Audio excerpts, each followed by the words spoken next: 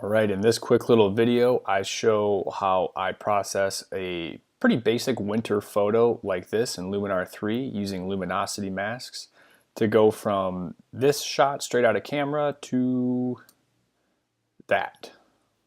Alright, so the other day we got a really nice snow and I was out hiking around. For someone who likes to take outdoor landscape type photos, the winter is brutal. So when we got some good snow, I wanted to go out and just try to get some sort of photo. And I like photos like these that just sort of look into the woods when there's fresh snow on the ground and on the trees and on the tiny little branches everywhere. I just think it looks really cool.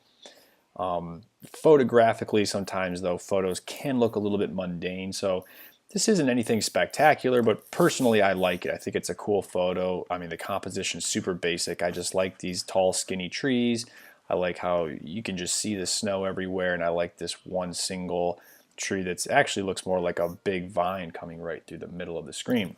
But anyway, I want to show you how I process photos like these to get the look that I want. Basically what I want is a very bright photo where it really looks and feels like a bright white wintry snowy look, but I want the trees and everything to pop. I want the texture to pop, I want the color to pop, and I want the detail in the trees to kind of contrast with a soft bright background and highlights. And it's a really simple the way I do it. I do it with luminosity masks here in Luminar. Now I shot this on a tripod, and the only thing I did different in camera was I overexposed it by about I think 1 or 2/3 of a stop, which I normally do in winter photography. If I turn on my clipping mask, you can see it's a little bit clipped. So on the first layer, all I'm going to do in my raw develop layer, I'm going to go from Luminar default and I'm going to go to camera landscape.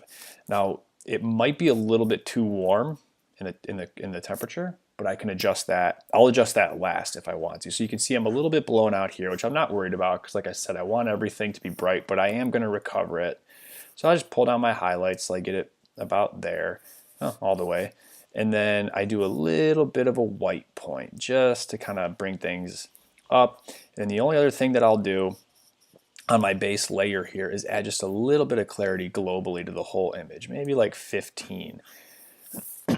And then that's all that I'm doing on the first layer. So I'm going to turn that mask off so you don't see it, and then you can see the before and the after. So starting to look a little bit better.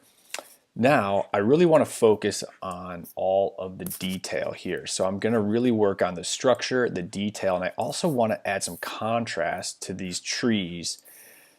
And I'm going to do that on a new layer, and I'm going to show you how I do it with luminosity masks. Super basic. So I come into here to my details panel. And before, I just want to show you why luminosity masks, where is it, develop? Why luminosity masks really work. Because if you just come in here and add contrast, that looks really bad to me. I know it's a lot of contrast, but I'm just showing it doesn't look good.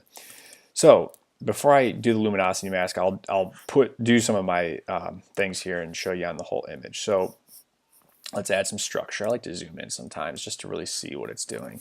So I'll add a little bit of structure, and I'll over crank these and then dial them back later. And then I like small details. I can do any microstructure. That's probably it. And I'm not going to add any more clarity. And then I'm not going to add, well, I can add contrast. It looks ridiculous. But if you add contrast, see, it just starts to look, gets away from you. So what I'll do is I come up here and I'm going to grab a luminosity mask. And that takes a minute. Now luminosity masks, basically, I'm not going to be able to give you a real formal definition of them. You probably know what they are, but they apply to different, they apply to the highlights versus the shadows. And it's kind of hard to see, but one of the things they have to fix here is if you go to mask and go to show mask, it doesn't show you the mask. So that doesn't work. They need to fix that. So what you do if you want to see where it's applying, you got to grab a brush, come up here, toggle it on. Now this is applying to the highlights. The red is showing you where the mask is really applying, and it's applying to the highlights, and I don't want that.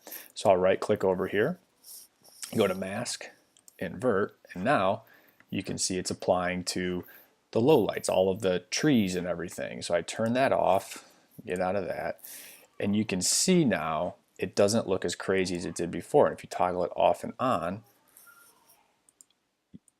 it's just starting to really bring in the detail of the trees. So off and on, but the whole photo doesn't look nuts. And then now I can add, where is it? My contrast a little bit. And it just looks a little bit better there on the trees. Maybe pull back the structure, a little bit more detail. So before and after. So the detail's really starting to come together, but now it's still kind of sharp and bitty down here in the snow and in parts of the highlights. So I really want to soften that. So all I do to soften that, it's really easy. I grab another layer.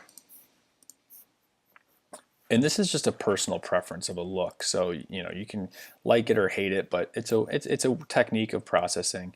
So I have a panel I made here called LM Soften, and it's just got fog, radiance, matte, Orton, and soft focus. And then so all I'll do here is I'll come up and I'll just kind of pump these up a little bit just to start seeing what they do. So I'm gonna add a little bit of fog, a little bit of radiance, a little bit of matte, starting to look crazy, a little bit of Orton, a little bit of soft focus. So obviously on the full image, it's too much. You might like that. You might like the way that it applies to everything.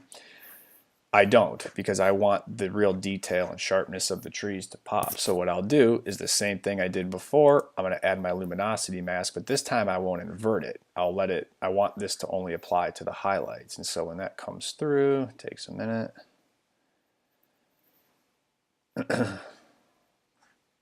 There. See how different that looks? There's the bottom layer, and then you put that on. See how much everything pops? Now again, I'll just check it again. I'll turn my clipping mask back on. It's a little bit clipped. Do I want more fog in this layer? No.